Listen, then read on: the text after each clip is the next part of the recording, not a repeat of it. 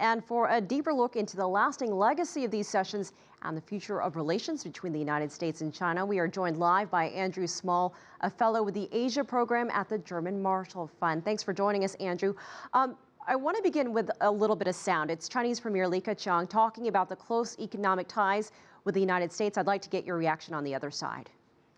The common interests between China and the United States far outweigh their differences. Trade between the two countries reached over $520 billion last year.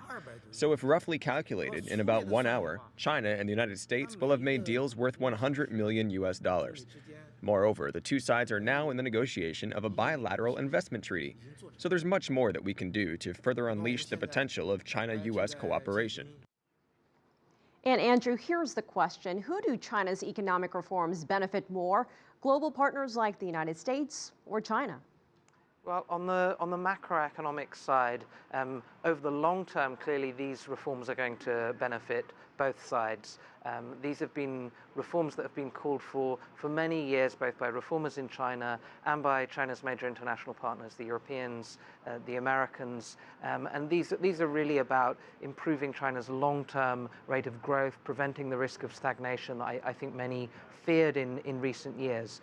But as your report indicated, in the short term, the macroeconomic questions are still going to be difficult for China, and so some of its international partners may see even some challenges in the short term. We saw that with the renminbi depreciation, and we still see that with the trade deficit. And on the macroeconomic side, there are still some challenges for foreign businesses operating in China, and it's not necessarily clear that the reforms, despite some of the initiatives such as the Shanghai Free Trade Zone, around which there are still some uncertainties, it's not clear that those benefits translate quickly.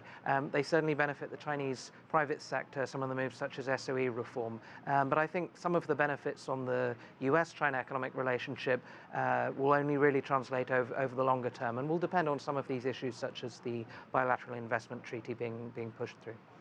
Let's turn to foreign policy now. There are all the same sticking points as there have been in recent years, especially when it comes to territorial disputes. And I want to play you two sound bites here, beginning with the U.S. Secretary of State talking about China's new air defense identification zone. The United States neither recognizes nor accepts China's declared East China Sea ADIZ, and the United States has no intention of changing how we conduct operations in the region. The entire region will be more stable and more secure if the leading democracies, Japan, South Korea, and the United States, are able to improve their relations and cooperations with one another. How much do these views on China's territorial rights overshadow other aspects of the U.S.-China relationship?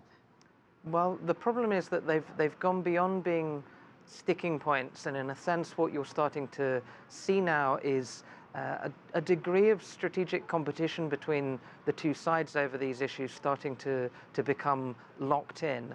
And the problem in that case is there's a difference between a situation where there's a back and forth of expectations about whether these issues are likely to escalate into clashes. Once this locks in, that you have a situation on these territorial disputes where both sides expect to be in a long-running period of strategic competition, that starts to bleed into other areas. It should be the case that, given the comprehensive relationship that China and the United States have, given their shared economic interests around bilaterally and around the world, given the other regions of the world in which the two sides have a lot of common views, it should be possible to forge a different kind of relationship in the years ahead. But there's a serious danger that all of these are going to be superseded by the sheer stakes that there are over these territorial disputes, where you've seen probably in the first couple of years in a long time